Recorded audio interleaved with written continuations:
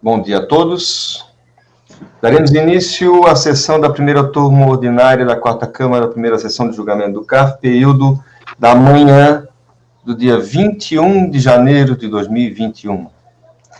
Estão presentes os conselheiros Cláudio Andrade Camerano, Daniel Ribeiro Silva, Carlos André Soares Nogueira, Luciano Echihara Arcano Zanin, Itamar Arthur Magalhães Alves Ruga, Letícia Domingues Costa Braga, André Severo Chaves e Luiz Augusto de Souza Gonçalves.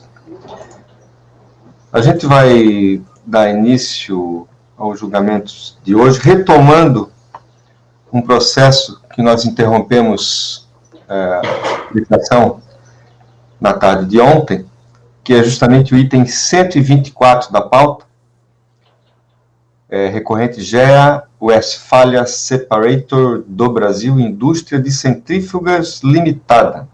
Conselheiro Daniel, nós havíamos iniciado a apreciação desse processo, o conselheiro tinha lido o relatório e voto, no sentido de dar provimento ao recurso voluntário, quando o julgamento foi interrompido por vista em mesa a todos os conselheiros para que houvesse um ajuste no voto do conselheiro, depois das discussões que a gente fez em torno dos fatos relativos a esse processo, tá? Então, ele retorna ao julgamento agora, na manhã do dia 21 de janeiro. Doutor Daniel, a palavra é sua. Bom dia a todos. Presidente, eu vou pedir para reler aqui o voto a partir de certo ponto, que eu fiz algumas alterações de acordo com os debates aqui da gente, tá?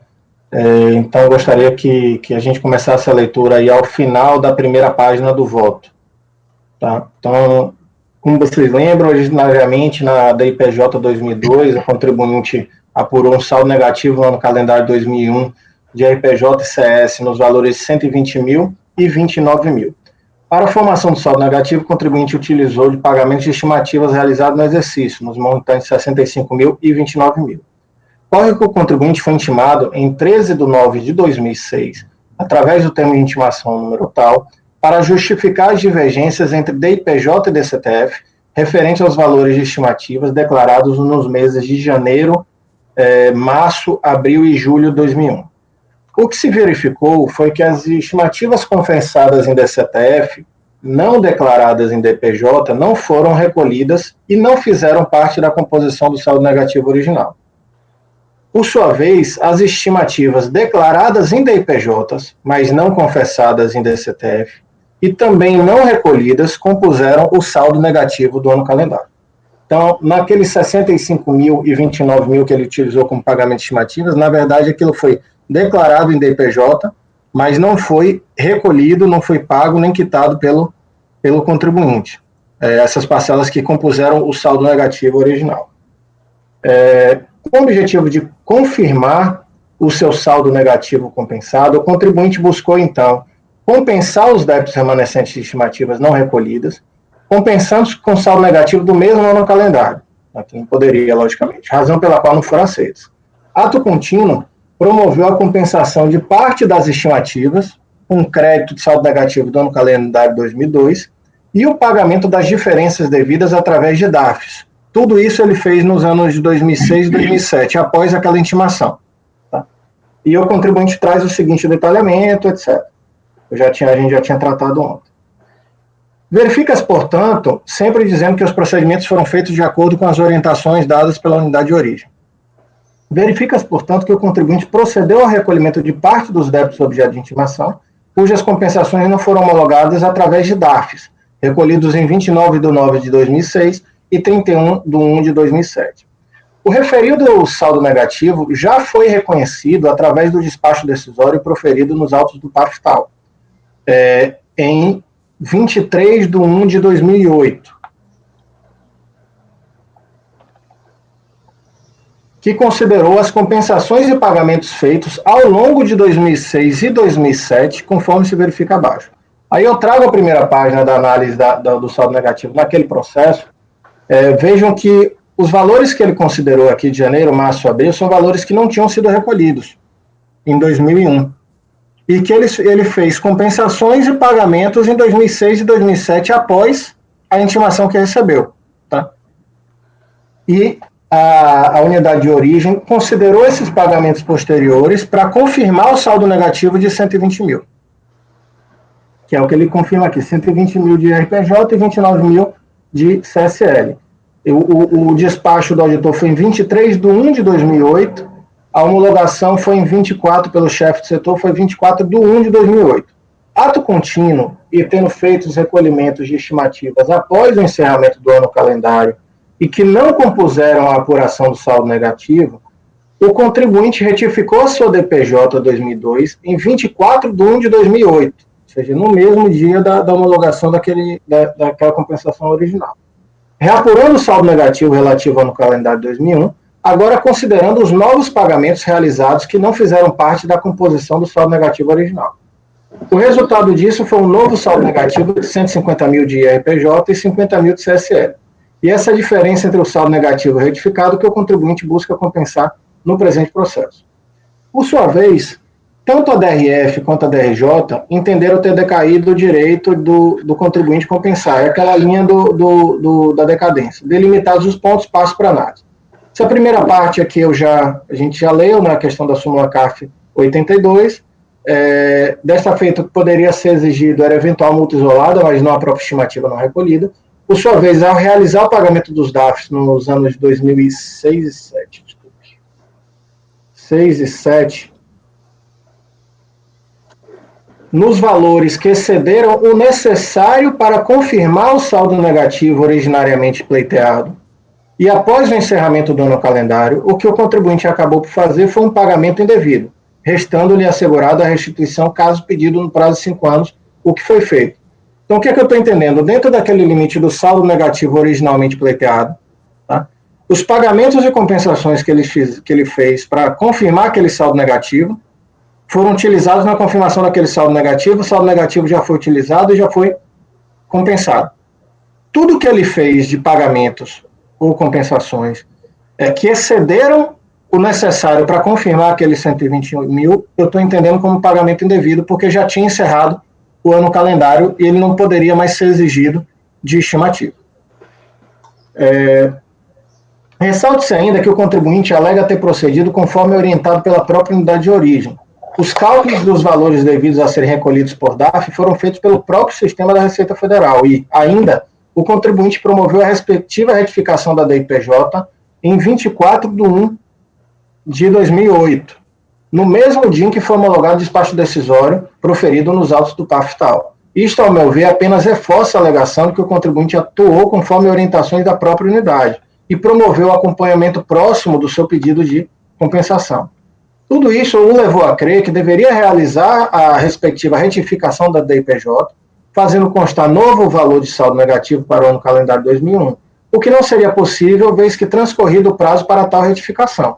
Mesmo assim, chama atenção o fato que tal retificação foi efetivamente aceita pelos sistemas da Receita Federal, conforme se verifica em extrato constante folha 30 dos autos. O que quero concluir com tais argumentos é que o contribuinte de fato equivocou-se ou foi induzido a erro nos procedimentos a serem adotados, mas a situação fática acabou por dar-lhe confiança legítima na correção do procedimento adotado. Entretanto, não restam dúvidas para este relator, que o contribuinte efetivamente tem direito ao crédito decorrente dos pagamentos nos valores que excedem o necessário para confirmar o saldo negativo reconhecido no PAF-TAL, mas a título de pagamento indevido. Entretanto, a indicação equivocada de que tal crédito seria decorrente de saldo negativo do ano calendário 2001 tratou-se de erro de fato cometido pelo contribuinte, vez que, em verdade, os pagamentos indevidos ocorreram quando do recolhimento dos DAFs em 29/9/2006 e 31/1/2007, em montante superior ao necessário e apenas ocorreu após intimações recebidas da própria Receita Federal.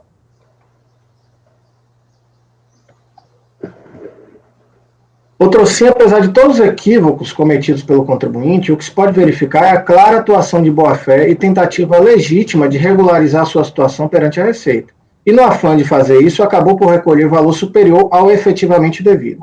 Assim, entendo que não há o que se falar de decadência, razão pela qual oriento o meu voto no sentido de afastar tal argumento decisório, tendo direito à restituição da diferença entre o crédito indicado no presente PERDECOMP e o valor de crédito já reconhecido nos autos do PAFTAL, no valor de 29 mil para IRPJ e 20 mil para CS, que é exatamente a diferença de um para o outro. Entretanto, tendo em vista que o contribuinte acaba por compensar débitos em valores superiores ao crédito faz jus, não há como homologar totalmente a presente PERDECOM. Por todo exposto, voto por dar parcial provimento ao recurso voluntário para afastar a decadência do direito à restituição, nos termos da fundamentação acima, e reconhecer o direito creditório de 29.657,01 de pagamento indevido de RPJ e 20.450,24 de CSL, devendo ser homologada a compensação dos débitos até o referido limite. E é como voto, presidente. Muito bem. Alguém quer fazer alguma consideração, tirar alguma dúvida?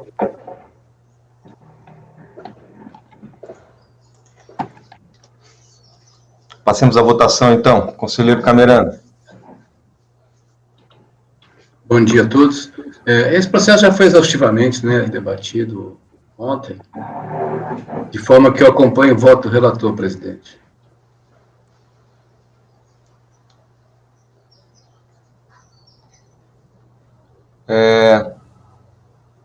Doutor Carlos. Presidente, tendo em vista que eu sou o único a votar contra, aparentemente, né, eu queria deixar registrada só a minha fundamentação, em palavras rápidas, né, eu abro a divergência para negar provimento, porque eu entendo que esses pagamentos não são pagamentos indevidos, a não ser que eles estivessem prescritos, né. Por quê? O débito foi constituído em DCTF, né, então, ele era um débito, um valor devido, tanto que na primeira parte da formação do saldo negativo, a própria unidade da Receita levou em consideração esses pagamentos feitos a posteriori, após o encerramento, né, do período base, para a composição do saldo negativo. E eu alerto também que esse entendimento que está sendo adotado aqui, ele entra em contradição com um entendimento recorrente dessa turma, relativo à compensação de estimativas em PERDECOMP. Veja, nós reconhecemos a estimativa compensada em PERDECOMP para compor o saldo negativo, mesmo que a PERDECOMP não tenha sido homologada, porque a estimativa será cobrada a posteriori, após o encerramento do ano base, né? E justamente dizemos que ela não pode ser cobrada duas vezes, uma sob a forma de cobrança da DECOMP ou da DCTF, e outra sob a forma de indeferimento do saldo negativo, né? Então, por tudo isso, me parece que não ocorreu um erro de fato, mas um erro de direito, né? Ele, se tivesse pedido em 2006 o saldo negativo, não haveria decadência. Como ele pediu em 2008, há decadência. E os pagamentos não são indevidos, a não ser que houvesse prescrição. Por isso, eu voto por negar provimento. Perfeito. Doutora Luciana. Eu voto com o relator, presidente. Doutor Itamar. Com o relator, presidente. Doutora Letícia. Com o relator, presidente. Doutor André. Voto com o relator, presidente. Ok, também voto com o relator. Temos, então, por maioria de votos, dar parcial provimento ao recurso voluntário para afastar a decadência do direito à restituição e reconhecer o direito creditório de 29.657,01 de pagamento indevido de RPJ e 20.450,24 de CSL, devendo ser homologada a compensação dos débitos até o referido limite. Tá? Vencido o conselheiro Carlos André Soares Nogueira, que negava provimento ao recurso voluntário. É isso? Encerramos, então, a apreciação do item 124. Passemos, então, à pauta ordinária do dia 21. Nós já havíamos julgado na tarde de ontem os itens 127, 128, 129. Passemos, então, ao item 130. Autoescola Cavassani Limitada, da minha relatoria.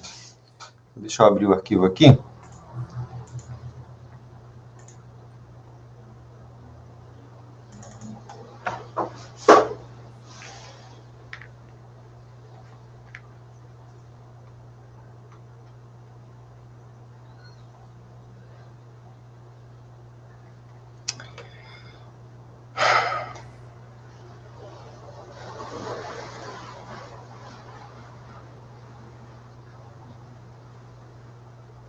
Isso aqui é uma exclusão do Simples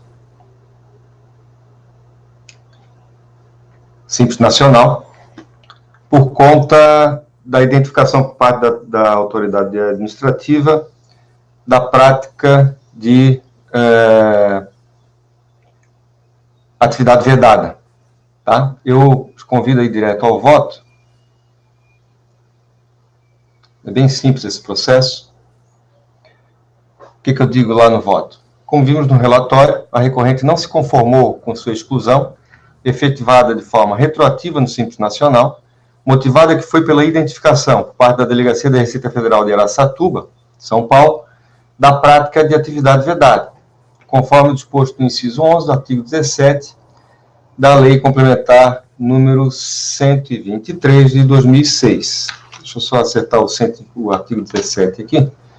Da Lei Complementar número 123 de 2006. Os termos grifados, eu reproduzo aqui o artigo 17, inciso 11. Os termos grifados acima, no dispositivo legal, identificam a atividade na qual foi enquadrada a recorrente e que motivou sua exclusão simples. Tal constatação, e aí mais importante, se deu após a verificação por parte da autoridade administrativa de que a recorrente exerceria atividade vedada, mais especificamente a despachante policial. Conclui a autoridade administrativa que, de acordo com o dispositivo transcrito, a microempresa ou empresa de pequeno porte, que tenha por finalidade a prestação de serviço de despachante, não pode optar ou permanecer no Simples Nacional. O dispositivo se refere à atividade de despachante, sem qualquer especificação ou delimitação, de forma que a vedação em questão alcança qualquer serviço despachante. As alegações da contribuinte de saída de recurso voluntário podem ser resumidas no fato de a atividade despachante ter constado equivocadamente no contrato social, pois não prestaria tal serviço. Além do mais, a autoridade administrativa não teria excluído do Simples Nacional tão somente a partir... além do mais, a autoridade administrativa a teria excluído do Simples Nacional tão somente a partir da análise do contrato social, não havendo nos autos nenhuma prova da sua efetiva atuação na atividade vedada. Produção de prova essa que, ao seu ver, seria de responsabilidade da própria administração tributária. Cita a jurisprudência do Conselho para albergar sua defesa. E aí eu estou aplicando a súmula 134, tá? A súmula 134, que determina que a simples existência no contrato social de atividade vedada ao Simples Federal não resulta na exclusão do contribuinte, sendo necessário que a fiscalização comprove a efetiva execução de tal atividade. Em julgamentos anteriores, a gente tem decidido que, mesmo que essa súmula se aplique ao Simples Federal, ela vale também para o Simples Nacional no entendimento dessa turma, tá?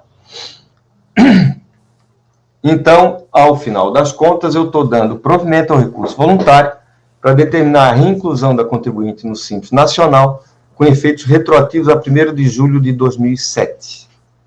Tá ok? Esse é o meu voto. Alguma dúvida? Doutor Camerano. Acompanho o voto do relator, presidente. Doutor Daniel. Com o relator, presidente.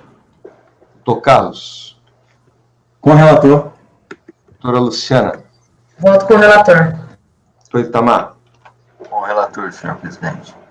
Doutora Letícia. Com o relator, presidente. Doutor André. Com o relator, presidente. Ok, temos então por unanimidade de votos dar provimento ao recurso voluntário para determinar a reinclusão da contribuinte no Simples Nacional com efeitos retroativos a 1º de julho de 2007. Deixa eu ver aqui, deixa eu só anotar o resultado. Muito bem. Passemos ao item 131, conselheiro Carlos André, recorrente BID, Indústria e Comércio de Confecções Limitada. BID, BYD, BYD. Bom, presidente, trata o presente processo de ato declaratório executivo 063-064, por meio dos quais a autoridade administrativa da Receita promoveu a exclusão da contribuinte em epígrafe dos regimes simplificados, do Simples Federal e do Simples Nacional, né? Foi justamente o ano ali da mudança, né? O Simples Federal foi até julho de 2007, o Nacional começou em julho de 2007. Em razão da exclusão dos regimes simplificados, a autoridade fiscal apurou de ofício imposto de renda e tributos reflexos conforme as normas atinentes às demais pessoas jurídicas. Né? A apuração de ofício consta dos autos de infração às folhas tais, né? Mais termo de verificação e encerramento da fiscalização. Né? Então, ela foi excluída em razão de excesso de receita e foi feito o lançamento de RPJ e reflexo. Essa licença para reproduzir o relatório da autoridade julgadora de piso, que desperta com cuidado as infrações, bem como as razões lançadas na impugnação. Aqui eu vou passar, lá na frente eu vou tratar essa matéria, tá? Porque, vejam que é bem longo, mas a solução aqui me parece simples. A impugnação foi julgada improcedente pela autoridade julgadora ACO, né? Tá aí a ementa da decisão de piso. E resignada, a contribuinte interpôs recurso voluntário e levantou as seguintes alegações: efeito retroativo da exclusão do Simples a partir de 1 de 2007 é ilegal, não teria havido excesso de faturamento, pois a mera movimentação financeira de 2006 não se confunde com faturamento, no caso a movimentação pertenceria a outra entidade do mesmo grupo econômico. A recorrente pugnou pelo reconhecimento da incidência de norma decadencial, conforme a previsão do artigo 150, parágrafo 4 do CTN, uma vez que teria realizado pagamentos do Simples e não teria incorrido em dolo, fraude ou simulação, os valores efetivamente pagos de Simples não teriam sido deduzidos nos lançamentos e a multa de ofício tem caráter confiscatório. Então, vamos ao voto, que eu acho que a matéria tranquila. Exclusão do Simples Federal e do Simples Nacional. Conforme relatado, a fiscalização identificou que a contribuinte, no ano calendário de 2006, teria omitido receitas ao longo de todo o ano calendário.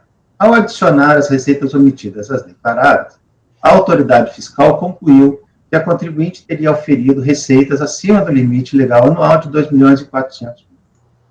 Em razão do excesso de receitas, procedeu-se à exclusão da contribuinte do Simples Federal e do Simples Nacional. Os autos de infração, ora via gastados, decorreram da apuração de ofício dos tributos, conforme as normas atinentes às pessoas jurídicas não enquadradas nos regimes simplificados. Assim, a primeira questão a ser analisada é a validade das duas exclusões de ofício. Impede observar de pronto que não cabe aqui rediscutir, como pretende a recorrente, a apuração de ofício realizada pela autoridade fiscal em relação aos fatos jurídicos ocorridos no ano de 2006. Tais fatos jurídicos são objeto do processo final 84. No entanto, encontra-se dentro do escopo do presente julgamento a verificação da validade dos atos declaratórios 063 e 064 emitidos pela DRF Londrina, especialmente no que diz respeito à motivação da exclusão, ou seja, quanto ao excesso de receitas auferidas no ano de 2006. Veja-se que a DRJ de Curitiba, ao apreciar a questão, ressaltou que os autos de infração relativos ao ano calendário de 2006 também haviam sido integralmente mantidos pela autoridade julgadora de primeira instância. Aqui, o texto do acórdão de piso. Todavia, no julgamento de segunda instância do processo final 84, a decisão foi substancialmente modificada. No julgamento do CARF, os conselheiros entenderam por unanimidade que parte da apuração do ano calendário 2006 já havia sido atingida pela decadência.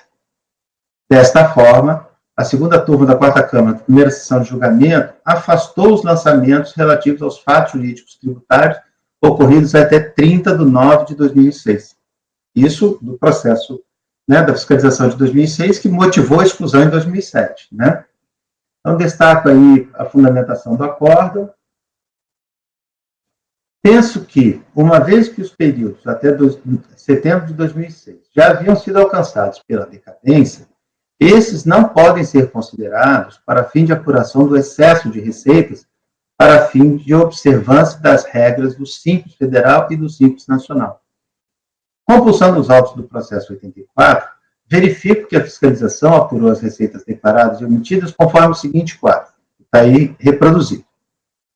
Somando-se a receita anual declarada da contribuinte, 1.220.000, com as receitas omitidas no período não atingido pela decadência, né, 281, 480 e 400, né, chega-se a um total de receita bruta de 2.382.878, que é inferior ao limite legal de 2.400 relativo ao Simples Federal.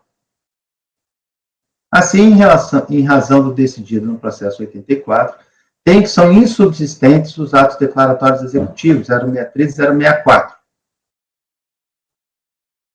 Então, em conclusão, eu voto por dar provimento do recurso voluntário para cancelar os atos declaratórios 063 e 064 da DRF Londrina e afastar as exclusões do Simples Federal a partir de 1º de janeiro de 2007 e Simples Nacional a partir de 1º de julho. Os autos de infração em questão devem, por consequência, ser cancelados. Esse é o meu voto, presidente. Muito bem, está aberto para a consideração dos senhores conselheiros. Alguém tem alguma... Doutor André. Conselheiro Carlos André, me tirou uma dúvida. Para fins de apuração disso, você retirou do cálculo as receitas que foram atingidas pela decadência, né? Isso, exatamente.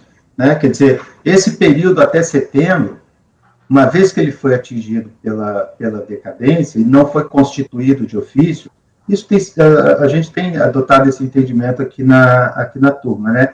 Então, ele não pode ser adicionado ao cálculo do excesso de receita para fins de observação do limite do Simples. Né? É como se essa Constituição não tivesse existido. Não chegou a ser constituído, né? Ele foi constituído, mas foi cancelado, né? Quer dizer, é como se não tivesse sido constituído. É porque, assim, o que eu entendo, né? A decadência, ela atinge o crédito tributário para fins de constituição, mas para fins do ato declaratório de se apurar que houve o excesso da receita, eu entendo que ele poderia entrar no cálculo. Pelo menos assim, a primeiro momento. Estou ainda pensando, queria ver o que é que os colegas acham sobre isso. Doutor Itamar. Doutor André Chaves não está solitário. Mais uma vez, eu tenho mais ou menos o raciocínio parecido. A decadência é o direito do fisco lançar, né? O que aconteceu, aconteceu. Ele teve excesso de receita bruta. O ato declaratório diz, se você tem excesso de receita, se o ato declaratório estiver dentro do prazo, que possa ser emitido, ele não deve se confundir com o lançamento do imposto de renda sobre essas receitas. O lançamento, a decadência atinge esse direito, ou seja, o fisco viu que ocorreu de fato, foi lá e lançou o imposto sobre as receitas, mas esse lançamento foi fora do prazo. Então, esse direito de constituir o crédito decaiu. No entanto, houve, de fato, excesso de receita. Se o ato declaratório de exclusão foi dentro do prazo, que o fisco pode excluir, e confirmando que, de fato, houve o excesso de receita, eu acredito que o processo do lançamento não deve influir nesse processo da exclusão do Simples. É um raciocínio como colocou o doutor André. Doutor Camerano. Sim, como falou o conselheiro Carlos André, nós já tivemos a oportunidade de ver um processo, não sei se foi exatamente nessas circunstâncias, mas acho que foi uma outra situação. Mas aqui o DataVenda discordo dos conselheiros Itamar e do André, porque tudo bem que o ADE, ele está excluindo pelo excesso de receita. Só que esse excesso de receita, ele só vai ser confirmado quando ele for constituído o crédito tributário, porque aí o contribuinte vai poder se defender. E como ele foi lançado após o prazo para a União ter feito direito à construção do crédito, esse valor que foi excluído, ele não existe mais. Ele deixou de existir. Porque é só no momento em que eu digo que você tem excesso de receita que eu vou poder me defender, quando foi constituído o crédito. Então, nessa situação, eu acho que nós já vivemos uma posição parecida com essa.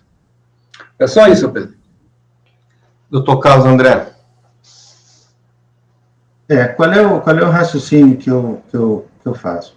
Como é que surge para o direito essas receitas em excesso? Né? Eu não estou dizendo que no mundo fenomênico isso não tenha ocorrido, mas eu tenho que ter um ato, né, jurídico que faça surgir para o direito esse excesso de receitas, que é o que dá motivação aos atos. Né? E aí, corroborando com o que disse o Camerano, né, o ato que faz surgir para o direito esse excesso de receitas é o lançamento de ofício. Na medida que esse lançamento de ofício ele é fulminado pela decadência, né, você não tem mais um ato que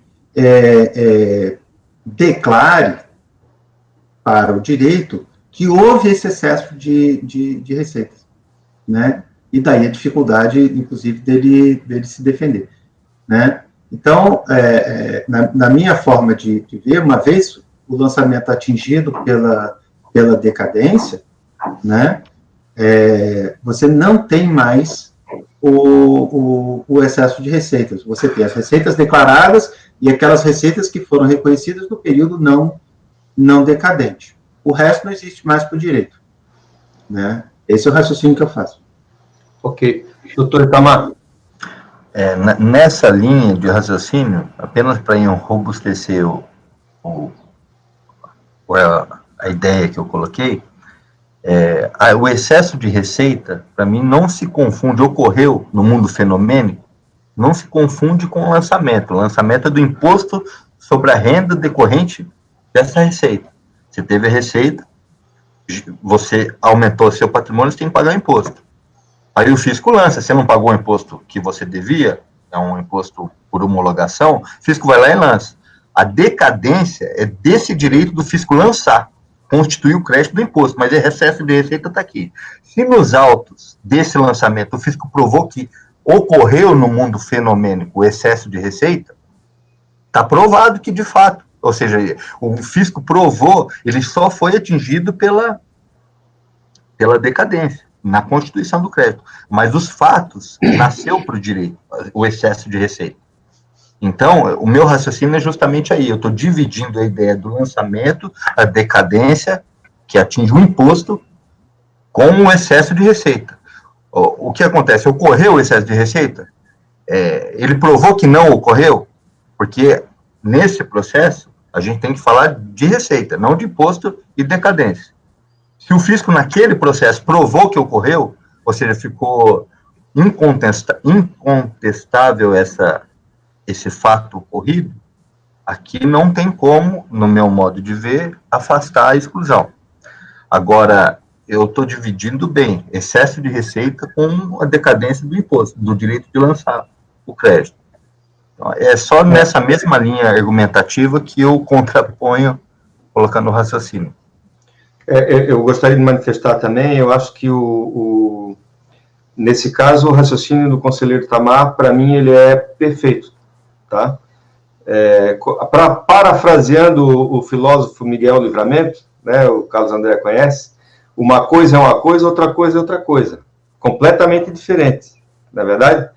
Então, assim, uma coisa é o direito de você efetuar o lançamento. Decaiu. Tá? Decaiu.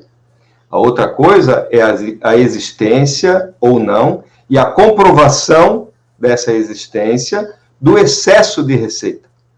Se houve a comprovação, se houve a constatação e o contribuinte se defendeu disso, porque foi acusado no ato de exclusão, né? Se houve essa constatação de que houve o excesso de receita, eu posso estar impedido de lançar por conta da decadência. Agora, eu não estou impedido de excluí-lo do simples pelo fato de ele ter excedido essa receita. Eu acho que, eu não sei se eu confundi mais ou se eu esclareci um pouco mais o raciocínio que o conselheiro Itamar e que o André puxaram, né, em relação a esse caso específico aqui, tá? Quem queria falar? Doutor André. Só para corroborar também isso aí que já foi explanado pelo conselheiro Itamar e também pelo presidente, o ato declaratório, ele é um instrumento que ele apenas tem o efeito de declarar aquilo que já ocorreu, né? Então, foi constatado que houve aquele excesso de receita.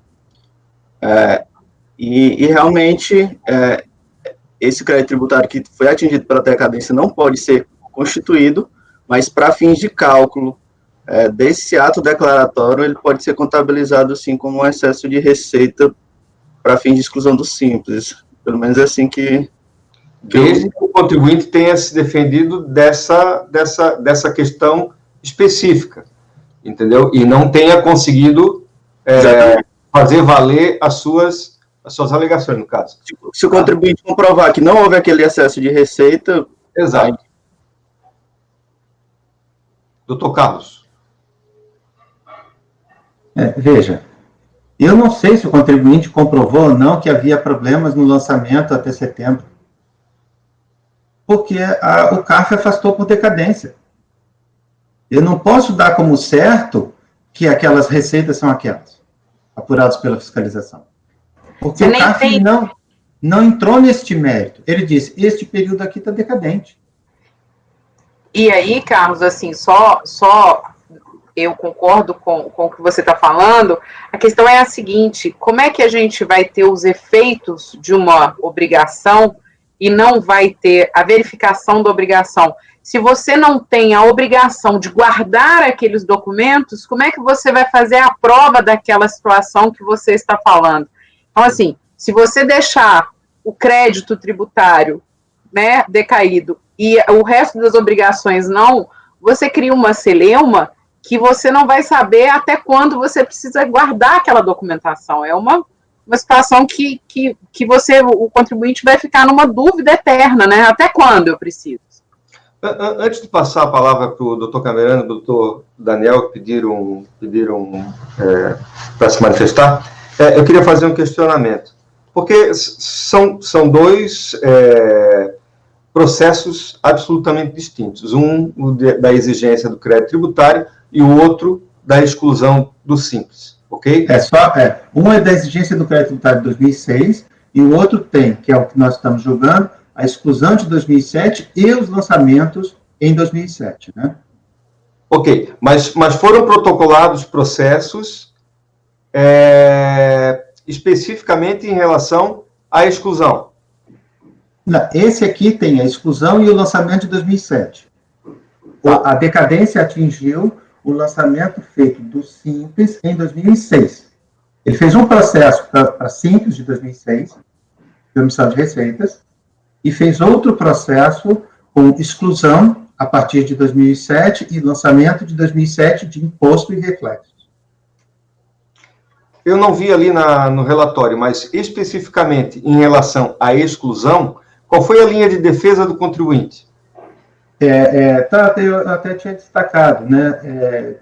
Dentre os argumentos está que não houve o excesso em 2006, né? Ele, inclusive, aí quer questionar o auto de infração, que não é o caso, né? Só para recompor.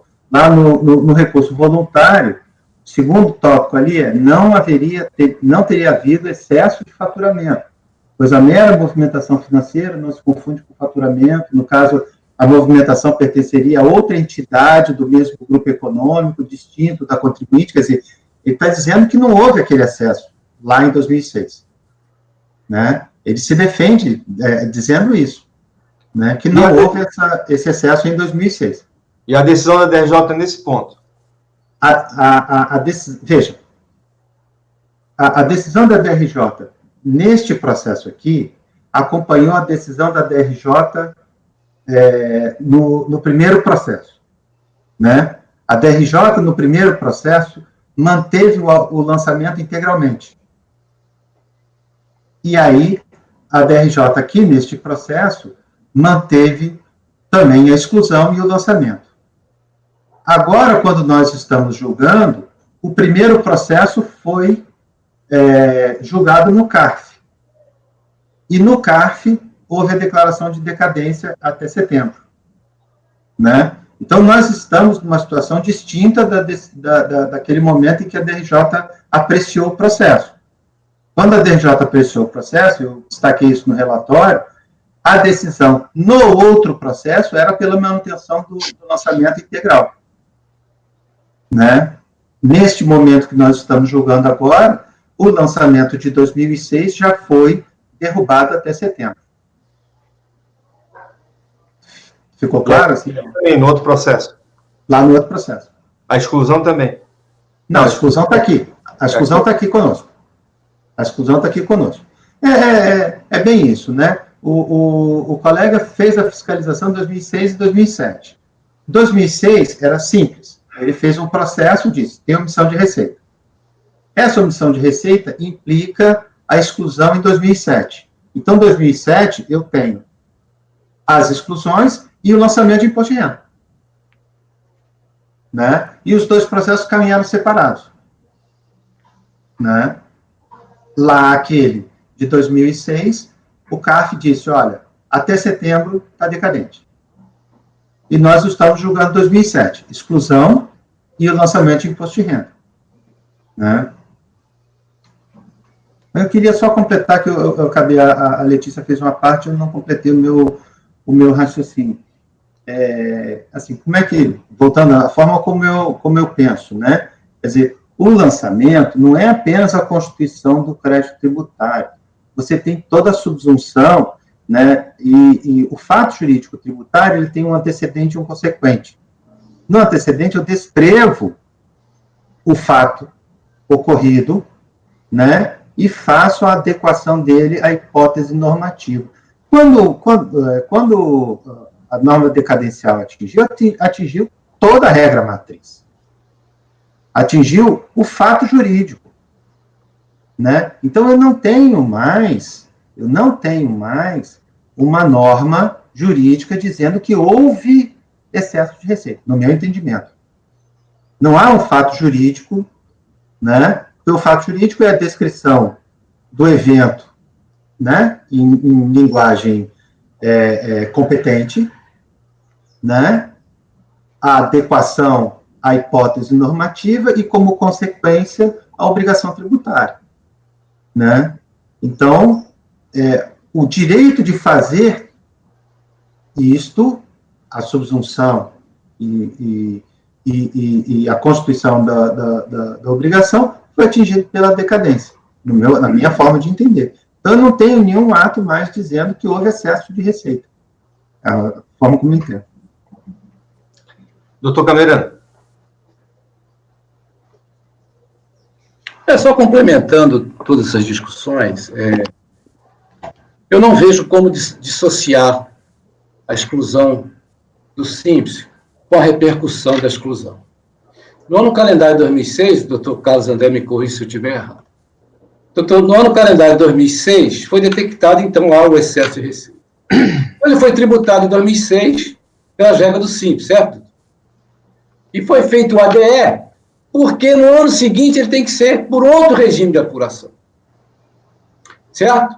É a mesma coisa, como o CARF decidiu pela decadência lá em 2006, mesma coisa que o auditor chegar em 2006 e verificar a receita, assim, olha, você tem aqui um excesso de receita, mas, como eu não posso lançar de janeiro a setembro, eu vou lançar só o período faltante. E aí você vai considerar todo o período da receita a fim de considerado como excesso? Não. É mesmo que ele tivesse lançado só de setembro em diante. E de setembro em diante não daria excesso. É simples assim, eu vejo simples assim. Entendeu? O próprio auditor falou, eu não vou poder lançar de janeiro a setembro porque decaiu, mas eu vou te lançar então de outubro a dezembro. E se eu somar esse todo o período, eu não teria excesso. Para mim, eu vejo simples assim, senhor Pedro. Só queria fazer esse detalhezinho aí. Não, importante a sua intervenção, com certeza. Doutor Daniel. Presidente, um pouco na linha da última intervenção do Carlos, assim, a gente está falando de Simples, que é Programa Diferenciado de Tributação, a gente tem a ligação direta à própria constituição do crédito ou à realização da obrigação tributária.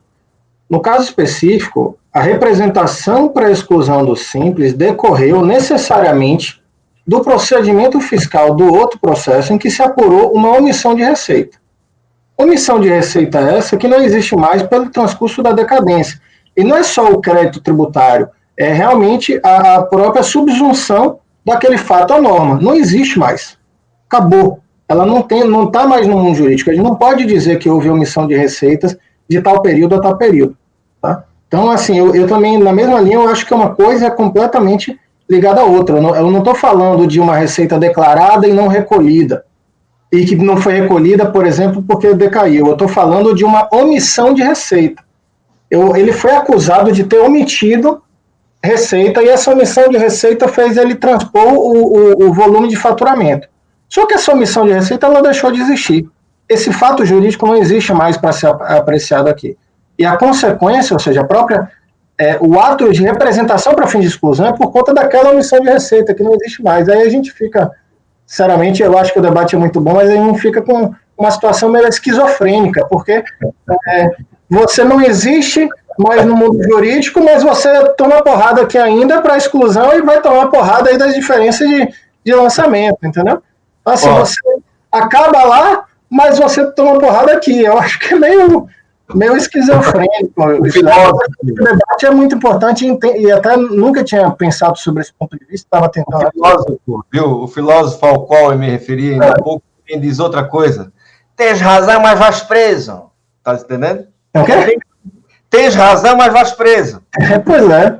Assim, o cara tem razão, já não existe mais. Aquele ato, ele não precisa se defender mais daquilo, porque aquela omissão não existiu, mas está aqui recebendo consequência daquela omissão que não existe no mundo jurídico mais. Entendeu? Tudo bem.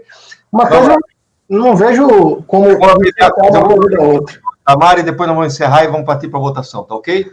Tá, eu só queria intervir para... Eu acredito que essa discussão vai amadurecer futuramente, porque não vai encerrar aqui, né? Não. O fato omissão, na minha modo de ver, ele não deixa de existir. Porque omissão, a ideia da subsunção, da regra matriz de incidência no antecedente, ou seja, o direito é como se fosse um holofote. Ele fala, se acontecer isso no mundo real, gerou o fato gerador. Aconteceu no mundo real. O objeto do nosso processo aqui é discutir a receita bruta. O fato gerador e o direito de constituir o crédito a partir desse fato gerador é outra matéria. Então, eu só queria colocar meu entendimento que essa base de raciocínio vai servir para, com certeza, a gente vai voltar nesse assunto em discussões futuras. O fato ocorrido no mundo fenomênico não deixou de existir, que é o objeto que a gente está analisando aqui. Eu sempre procuro justificar, fundamentar, para incentivar o pequeno empresário, porque eu acredito que, de fato, é uma função do julgador, né? Porque a lei não abarca tudo. Mas, nesse caso, eu só queria expor, que foi o último raciocínio colocado, não com tanta habilidade como os colegas, mas que o fato jurídico ele não deixou de existir. Eu achei também muito interessante o que a doutora Letícia colocou, que poderia ser a linha de defesa do contribuinte, ele não é obrigado a guardar os documentos após o período decadencial, né? Ou seja, os documentos que comprovariam outro fato, que é a receita, que não é o tributo, ele não seria obrigado a guardar, de acordo com o artigo 37, se eu não me engano, da 9430. Mas é uma argumentação muito bem colocada. No entanto, para encerrar, o fato aqui, no meu modo de ver, não deixou de existir, que é a omissão de receita. Ele existiu, a receita. O que não se pode é lançar sobre essa receita. Só para finalizar, a prescrição prescreveu, mas se o contribuinte for lá e pagar, reconhecer, ou seja, o fato existiu, a débito existe. A prescrição é a extinção da pretensão, né? Mas não do fato. O fato ou o fato existe ou não. O fato existiu. O objeto do processo existiu. Enfim, só para complementar. Encerrando, presidente. Por favor, eu vou abrir para a Letícia e depois a gente encerra, tá, gente? Letícia. Me desculpa, presidente, eu sei que você tinha falado que ia encerrar, eu só queria pedir desculpa, porque eu intervi no meio do raciocínio, mas às vezes a gente se empolga. Não por isso. Vamos à votação, então, minha gente. Doutor Camerano. Eu acompanho o voto do relator, presidente. Acompanha o voto do relator. Okay. Sim. Doutor Daniel. Com o relator, presidente. Doutora Luciana. Também acompanho o relator, presidente. Doutor Itamar. Pelos motivos expostos, no caso, eu divirjo. Ok. Doutora Letícia. Com o relator, presidente. Doutor André. Bom, presidente, é uma matéria assim, bem complicada, que eu acho que vai gerar ainda muitos debates, mas sem prejuízo de amadurecimento e modificação posterior, eu entendo que nesse caso, na linha do Itamar, o que houve foi uma decadência do direito de lançar o crédito tributário, mas aquele fato, o excesso de receita para fins de subsidiar um ato declaratório, ele ocorreu, e eu entendo que o ato declaratório seria devido, a não ser que o contribuinte comprovasse neste processo que não houve excesso de receita. E foi garantido contraditório dentro desse processo. O ADE foi excesso de receita. Então, ele poderia contrapor e comprovar que não houve. Aí, nesse caso, a gente poderia analisar. Então, eu vou acompanhar a divergência, presidente.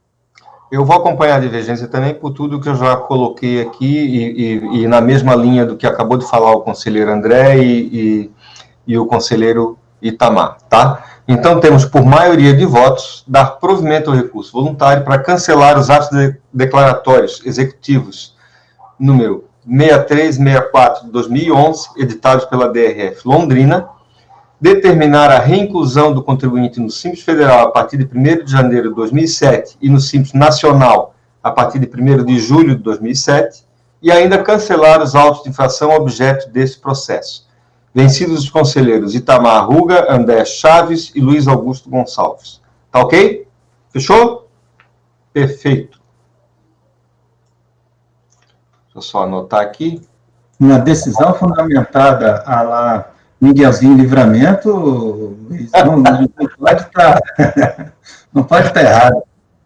Fala baixo. Daqui a pouco ele vai querer cobrar direitos autorais aí. Olha que eu conheço essa peça. Tá me entendendo? Tá me entendendo? Bom, os itens 132 e 133 foram excluídos da pauta.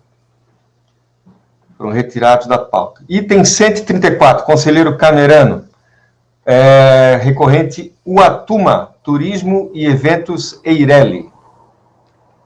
Pois não, senhor presidente, estou abrindo aqui.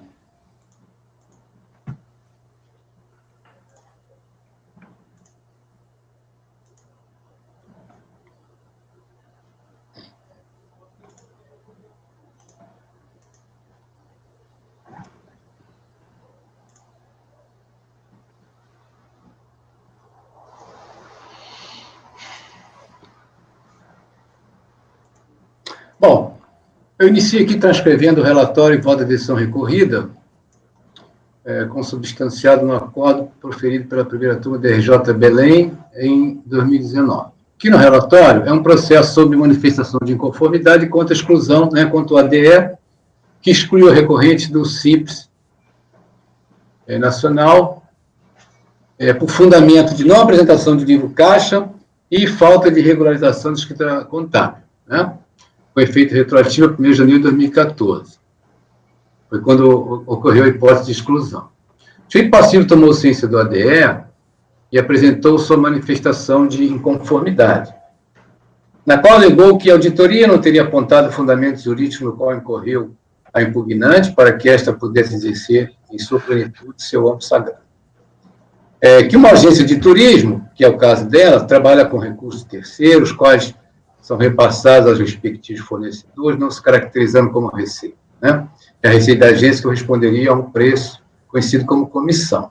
Então, ele fala aqui sobre a política nacional, fala sobre a solução de divergência, dizendo que realmente nessas situações de receita é um diferencial, no caso, que é cobrado e tal, que a autoridade teria se equivocado, porque considerou que todos os valores lá foram considerados como receita da empresa, Muito bem.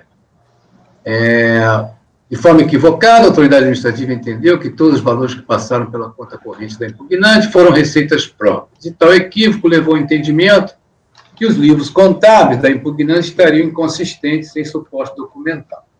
Né? Que a exclusão das microempresas, do Simples Nacional, impondo-lhe a obrigatoriedade de optar por outra sistemática de tributação, lucro presumido ao real, viola outro princípio constitucional, né? Que em nenhum momento teria sido intimada a esclarecer de forma pormenorizada qualquer crédito efetuado em sua conta corrente. No voto da DRJ, ela disse que ela rejeita essa preliminar de nulidade, de que a recorrente não teria tido oportunidade do conhecimento, ampla defesa, enfim. Aí ela explica aqui que, nos termos da representação fiscal, para fins de exclusão do Simples Nacional, ano calendário 2018, a exclusão foi motivada em razão de não apresentação do livro caixa e não regularização da escrita contábil, né? Nos termos daquela legislação da 123 de 2006, lei complementar. Então, ela descreve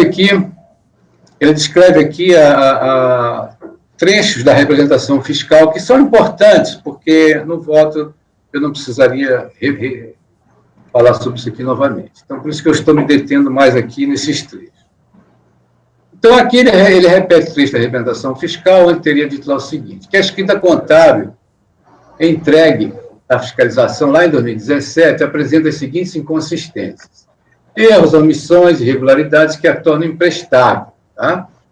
Então, aqui ele aponta várias inconsistências na escrituração contábil, que não escritura as origens dos recursos, como também não traz os lançamentos referentes ao reconhecimento de receita com base no regime de competência. Os lançamentos não estão respaldados em documentos examinados, né? O contexto da escrituração contábil com os estados bancários evidencia inconsistências entre a escrituração da conta caixa e os extratos, né?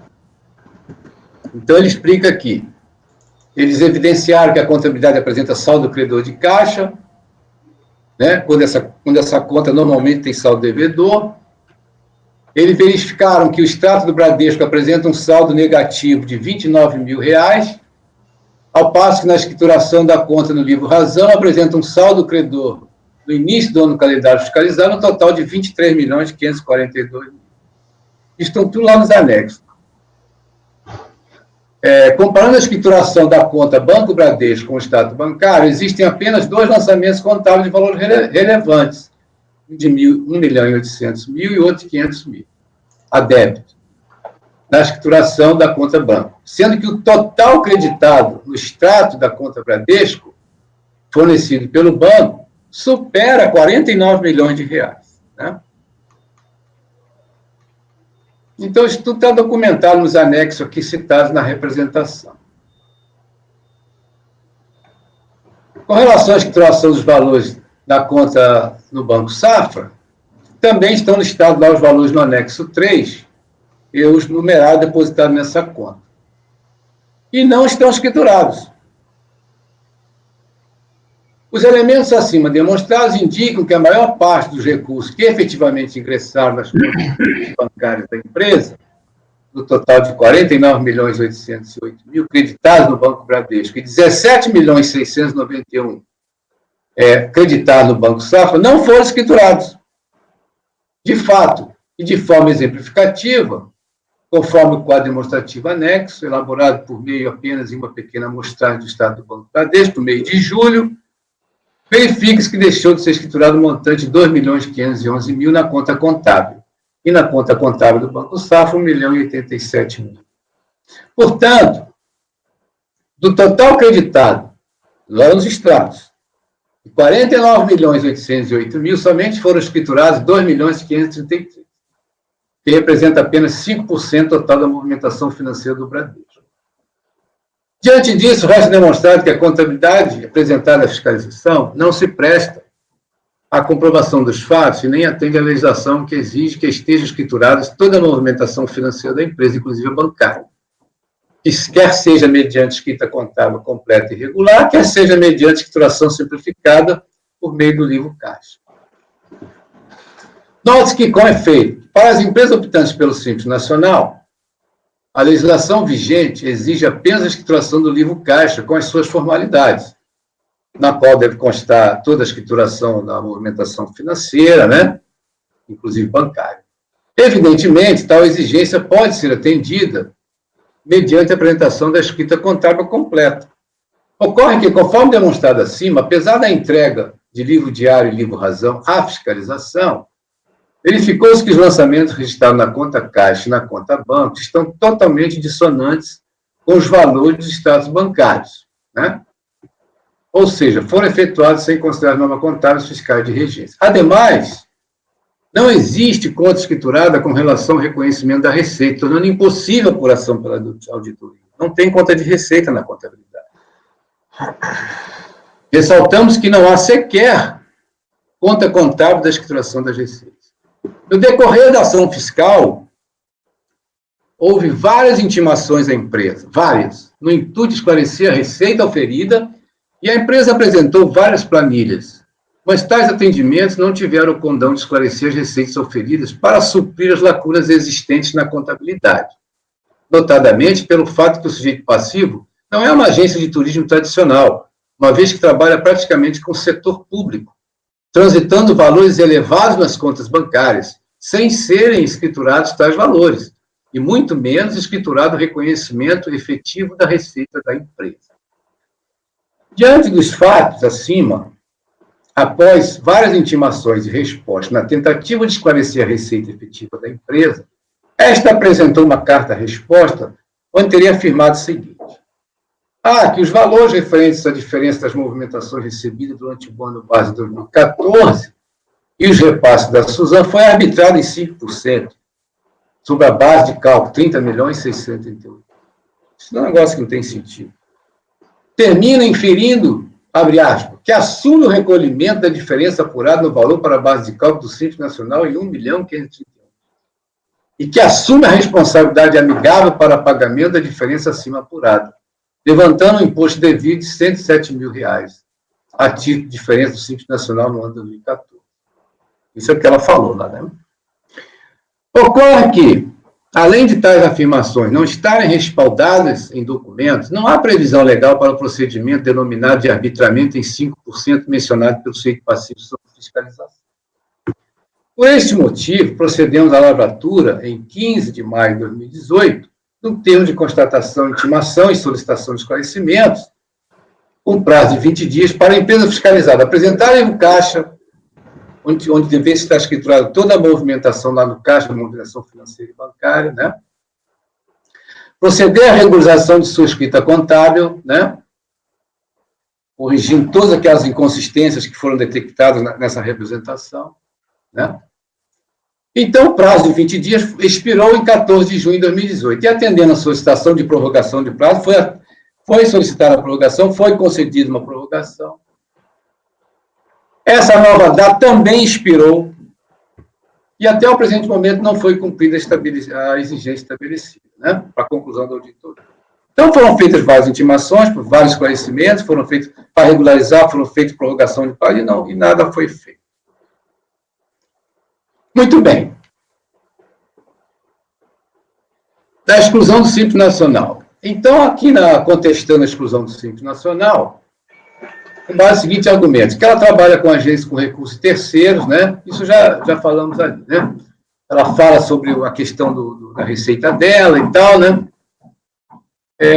Aqui, então, aí quem veio destacado aqui, ó, acontece que o fato de a receita própria das agências de turismo corresponder à comissão recebida pela intermediação da contratação de serviço, não obsta, se a receita dela é um diferencial, não obsta a regular escrituração da atividade com registro de toda a movimentação bancária, inclusive aquela própria de terceiros que apenas transitou na conta caixa.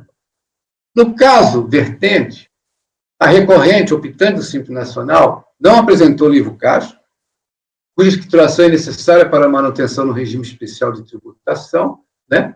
nos termos lá do artigo 26 da Lei Complementar 123, por seu turno, apresentou uma escrituração contábil, livro diário e razão, que, em tese, poderia suprir com vantagens o livro caixa, todavia com graves deficiências, em especial a omissão de receita oferida e da maior parte da movimentação bancária, tornando-a imprestável para a manutenção. Frise-se, por oportuno, que o sujeito passivo foi intimado a regularizar sua escrituração e não o fez em tempo hábil. Inclusive, foi solicitada prorrogação, foi concedida e não foi atendida. Então, foi mantida a exclusão da empresa do Simples, né, pela DRJ. No recurso voluntário, cientificado em 2 de julho de 2019, né, a interessada apresentou uma petição, que ele denomina de petição, em 18 de julho, onde consta o seguinte: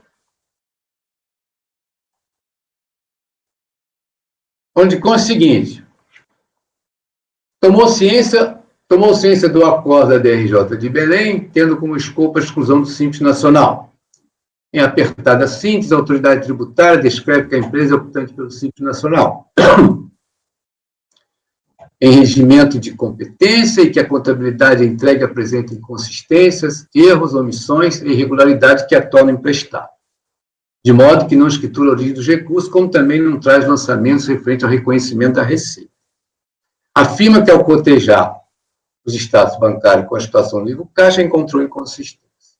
Entende o douto fiscal que a contabilidade encontra-se imprestável em razão das supostas inconsistências dos valores apresentados no livro caixa na movimentação financeira. Né? Muito bem. Em razão dos fatos acima, ela vem impugnar a presente exclusão do Simples Nacional pelos fundamentos abaixo.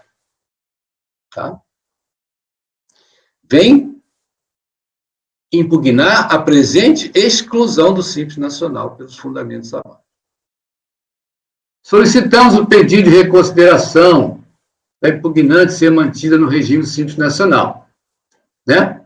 Onde foi apresentada a nova escrituração contábil, sanando todas as inconsistências contábeis, onde, neste mesmo processo, houve um parecer do senhor doutor fiscal, onde o mesmo solicita uma nova análise do auditor. Então, ele repete aqui, né, a diligência que teria ocorrido a mão do auditor ali, Eduardo Brum. Então, eu repito aqui. Em sede de impugnação, a recorrente apresentou nova escrita contábil, na qual alega ter sanado as irregularidades destacadas, e, por conseguinte, pede a apuração da receita repassada aos prestadores de serviço, empresas aéreas, rodoviárias, hotéis, locadores de veículos, prestadores de serviços afins. Pede ainda a exclusão no lançamento dos valores pagos no Simples Nacional. Ocorre que a autoridade fiscal não tem a oportunidade de se pronunciar a respeito da novel contabilidade apresentada pelo sujeito passivo. Dessa forma, devolve-se o processo à unidade de origem para que esta adote as seguintes providências: auditar a nova contabilidade e documentos apresentados pela recorrente, com o fim de apurar mês a mês a receita dos prestadores de serviço, que foi recebida pela recorrente dos órgãos públicos e depois repassada aos titulares da prestação de serviço. Então, esta aqui, diligência, ela foi demandada do outro processo, que é o processo do lançamento de ofício. Tá? Esse é o processo apenso.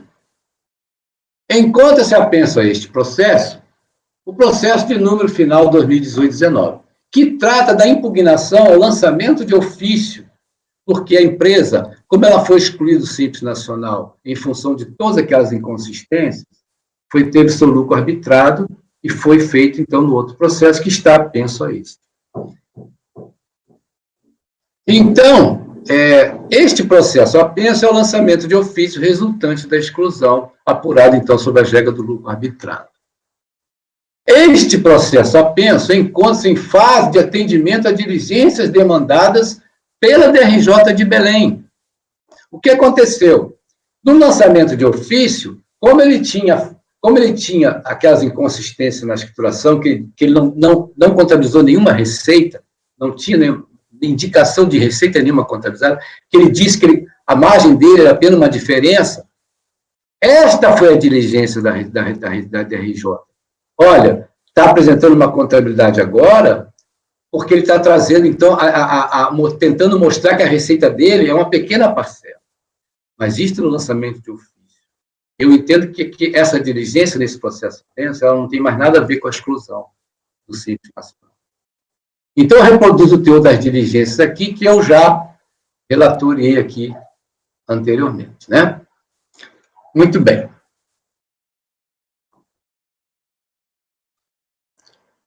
Então, a DRJ, com esse lançamento de ofício, como apareceu essa nova contabilidade, a princípio, né, com essa distinção das receitas, então, que teriam sido escrituradas apenas a receita dele, aí a DRJ resolveu baixar para ver se é isso mesmo, porque a autoridade não tinha tido conhecimento disso quando fez o lançamento de ofício do lucro arbitrário. É o relatório do essencial. Bom, preenchidos os requisitos de admissibilidade do recurso, dele se conhece. Conforme consta o recurso voluntário, denominado de petição pela interessada, a recorrente vem impugnar a presente exclusão do Simples Nacional pelos fundamentos abaixo colacionados. Tais fundamentos seriam aqueles itens das diligências demandadas pela unidade julgador de primeira instância. Quais foram os itens demandados na diligência? Apuração da receita efetivamente prestada pela recorrente, né? Apuração e separação dos tributos pagos no Simples Nacional. Ele próprio, naquela diligência lá, naquela impugnação, quando ele solicita a separação da receita, ele já está pedindo que sejam deduzidos do lançamento os valores que ele pagou no Simples Nacional. Depreende das diligências demandadas naquele processo que o seu resultado não tem repercussão no ato de exclusão da recorrente Simples Nacional. Mas sim, se for o caso, de promover eventuais alterações na base de cálculo dos tributos lançados de ofício, objeto do processo apenas.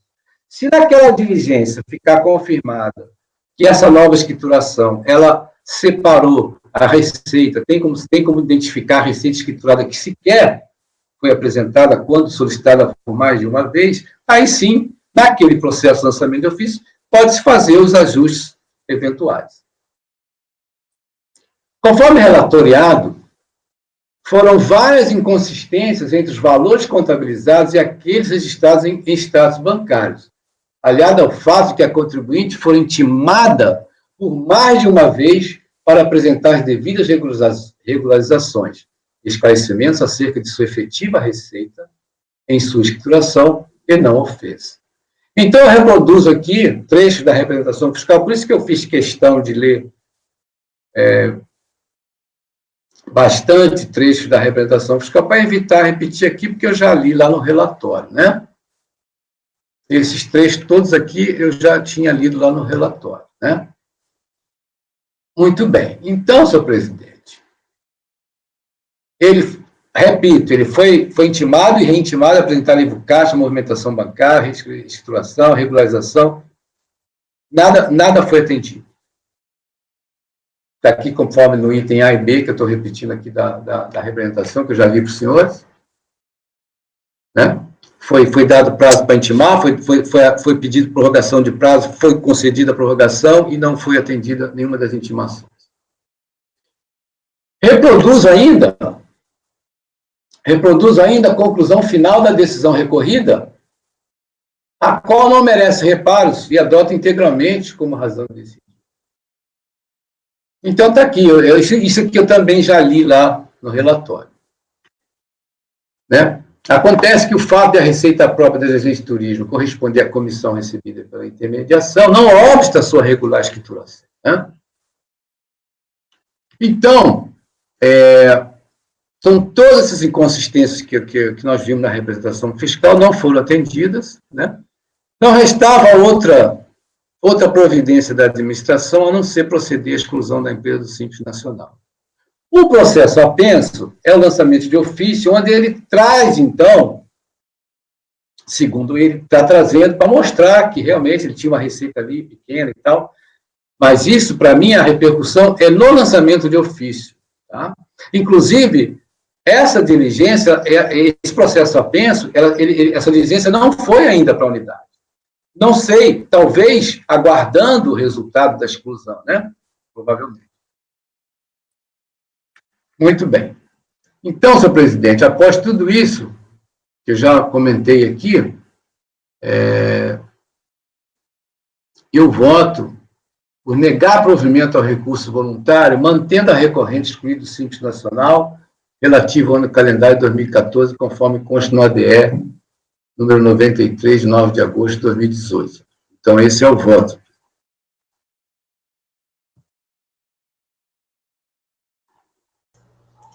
Muito bem, doutor Camerano.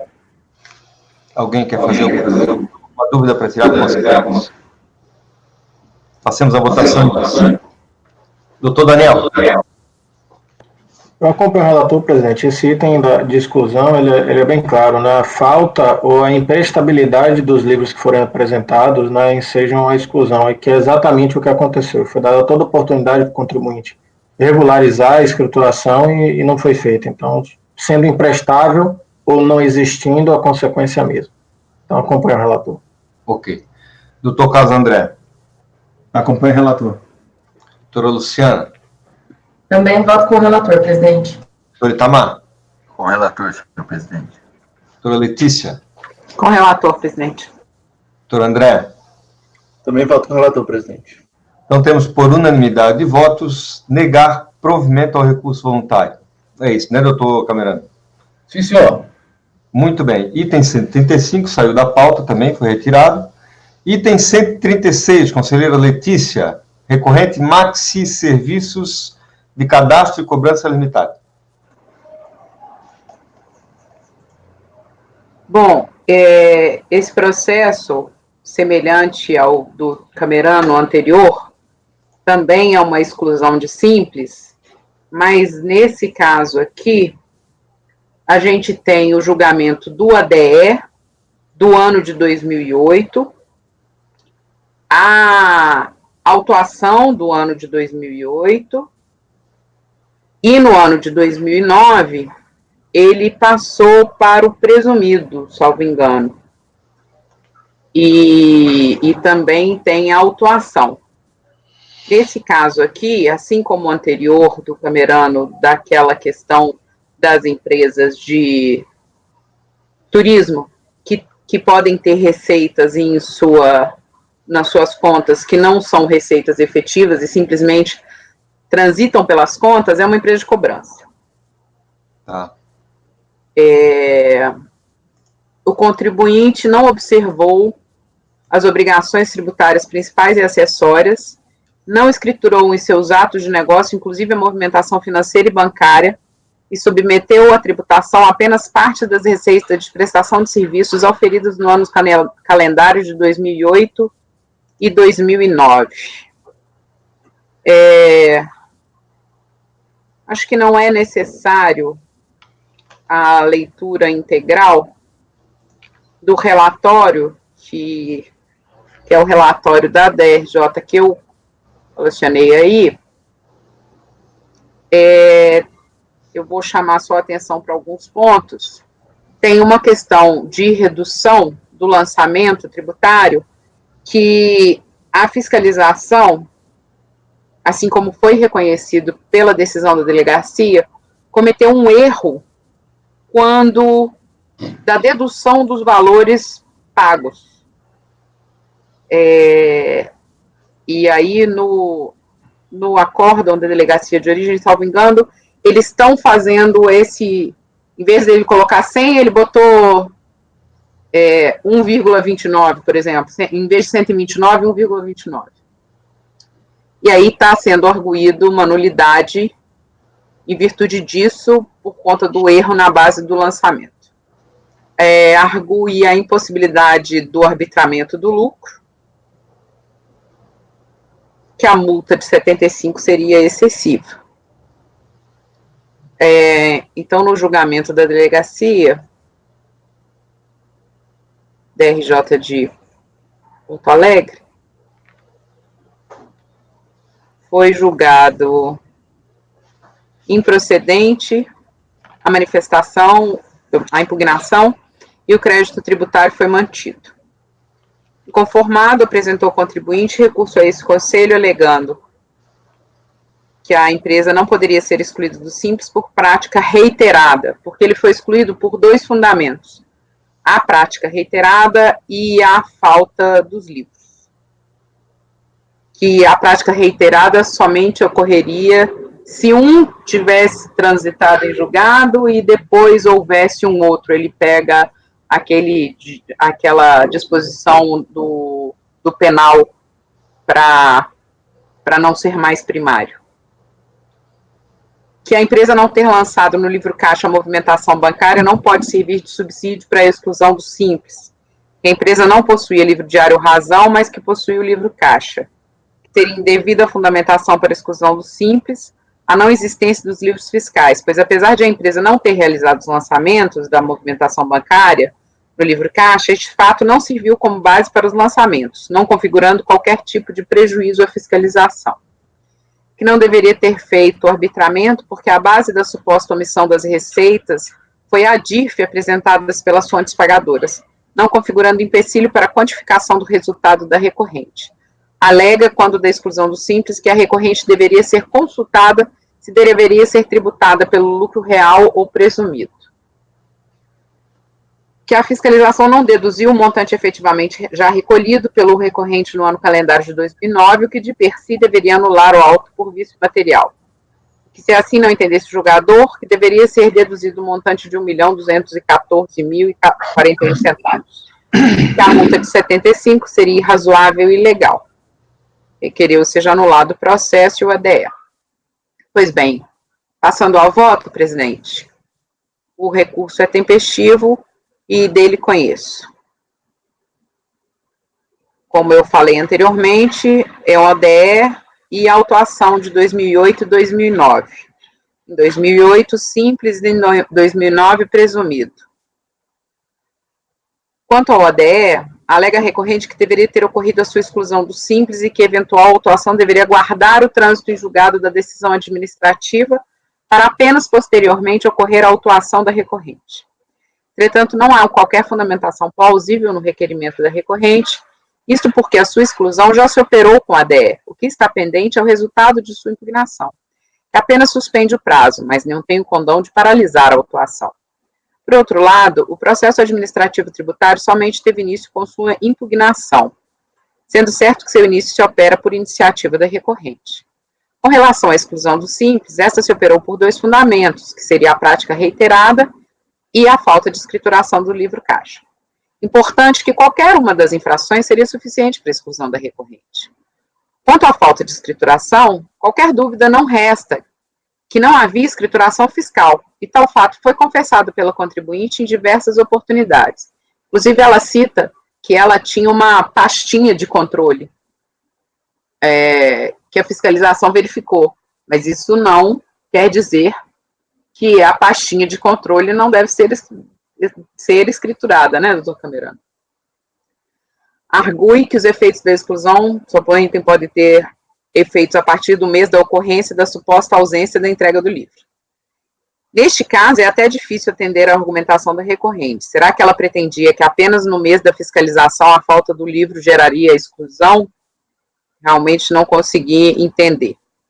Afinal, o que foi observado é que no decorrer do ano de 2008, quando ainda estaria sujeito ao regime simplificado, não havia qualquer escrituração dos livros obrigatórios, e por esse motivo foi a recorrente excluída do regime simplificado, com efeitos retroativos, pois verificou-se que os livros obrigatórios não estavam escriturados. Ademais, a argumentação do acórdão recorrido sobre a exclusão, por ambos os motivos, está perfeita e não há qualquer dúvida sobre a legalidade da exclusão, conforme abaixo. E aqui eu estou citando o acórdão recorrido, onde ele fundamenta a questão do livro e também a questão da prática reiterada. Por fim, ainda argui a recorrente que não poderia a fiscalização ter procedido à exclusão com base na ausência dos livros, tendo em vista que a autuação não foi prejudicada pela ausência desses livros. Melhor sorte não assiste a recorrente. O descumprimento da obrigação acessória, qual seja, deixar de registrar a sua movimentação nos livros competentes, tem várias consequências para o contribuinte, não sendo necessário haver prejuízo ou fiscalização para que a penalidade seja aplicada. Ter sido prejudicada a fiscalização à falta de livros não pode ser justificativa para a não aplicação da penalidade pelo descumprimento da obrigação acessória. O fato é, a contribuinte não registrava sua movimentação financeira, e esse fato é incontestável, o que de per si seria suficiente para a exclusão do regime simplificado. Assim, tendo em vista que tanto na impugnação quanto no recurso do processo a recorrente arguiu os mesmos elementos para tentar desconstituir o ADE, e tendo em vista que não há qualquer argumento novo capaz de alterar o entendimento dessa julgadora, mantenho a decisão da delegacia de origem por seus próprios fundamentos. Do arbitramento. Com relação ao arbitramento, essa modalidade é consequência da ausência de livros fiscais. A não apresentação dos livros e documentos necessários à apuração do lucro real ou presumido implica no arbitramento do lucro, sendo essa a hipótese legal e não escolha da fiscalização. Não se trata tampouco de uma sanção, mas sim de definição legal de uma base de cálculo substitutiva, pois somente poderá substituir uma apuração do lucro real ou presumido em face de regular escrituração contábil. Não é substituir, é subsistir. Que permita a fiscalização identificar os fatos contabilizados e deles eventualmente discordar.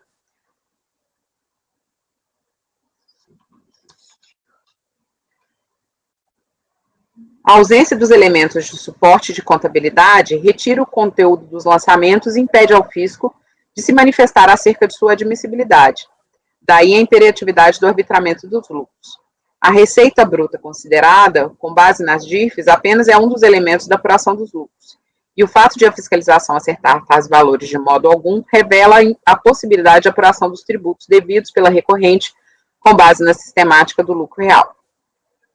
Dos pagamentos realizados pela contribuinte. Quanto aos pagamentos que deixaram de ser considerados pela fiscalização, inicialmente, cumpre rejeitar a arguição de invalidade do lançamento por ausência de liquidez e certeza do crédito tributário, arguído pela recorrente como vício material. A nulidade dos atos administrativos de lançamento é regida pelo Decreto 70.235. Em seu artigo 59, prevê a hipótese de lavratura por pessoa incompetente. Em seu artigo 10, trata os requisitos essenciais para a formalização do auto de infração. Tais dispositivos legais alinham-se ao artigo 142, que também estabelece a formalização do lançamento por autoridade administrativa competente e exige, para sua validade, a verificação da ocorrência do fato gerador correspondente à determinação da matéria tributável, o cálculo do montante do tributo devido e a identificação do sujeito passivo. Diante deste contexto, não há que se falar em nulidade, quando a autoridade lançadora deixa de considerar, na determinação do tributo a ser recolhido, recolhimentos ou antecipações promovidos pelo sujeito passivo. A verificação da ocorrência do fato gerador da obrigação correspondente, a determinação da matéria tributável, o cálculo do montante do tributo devido e a identificação, nos termos do 142, estão presentes, quando a autoridade identifica a infração e recompõe a base tributável, determinando o tributo devido e promovendo o lançamento da parcela superior àquela inicialmente calculada pelo sujeito passivo. As deduções de recolhimento e antecipações, a partir deste ponto, representam a extinção do crédito tributário e a existência de parcela que surte tal efeito em relação ao valor exigido, reveste a natureza de fato extintivo do direito do fisco, que pode ser alegado pelo sujeito passivo em seus recursos administrativos. Ressalte-se que, no presente caso, a autoridade lançadora validamente arbitrou o lucro do sujeito passivo, e inclusive considerou os pagamentos que entendeu pertinentes. Contudo, procedeu a um erro de fato quando do cálculo dos valores. Logo, não há erro de direito na apuração do crédito tributário, e apenas de fato. Por outro lado, conforme devidamente consta na decisão de origem, é certo que devem ser deduzidos tanto os valores dos tributos pagos confessados pela contribuinte, como os valores de tributos retidos na fonte por terceiros. A multa de ofício. A multa de ofício, eu estou aplicando a súmula 2 desse conselho, e a tributação reflexa também estou mantendo. Por todo o exposto, conduzo o meu voto para julgar improcedente o recurso, mantendo a decisão de origem incólume. É como voto, presidente. Alguém tem alguma pergunta? Passemos à votação, conselheiro Camerano. Acompanho o voto da relatora, presidente. Doutor Daniel. Relatora, presidente. Doutor Carlos. Acompanho. Doutora Luciana. Também acompanho a relatora, presidente. Doutor Itamar. Com a relatora, senhor presidente, só uma observação de ordem formal. Diga. Pulou o item 2 nos capítulos do voto. Em 1, 3, 4, 5 e 6. Caso queira fazer uma... Ah, tá. Vou renumerar. Muito obrigada, doutor Itamar. Doutor André. Acompanho a relatora, presidente. Também acompanha a relatora. Temos, então, por unanimidade de votos, negar provimento ao recurso voluntário. Com isso, meus caríssimos, a gente encerra a pauta da manhã do dia 21 de janeiro de 2021.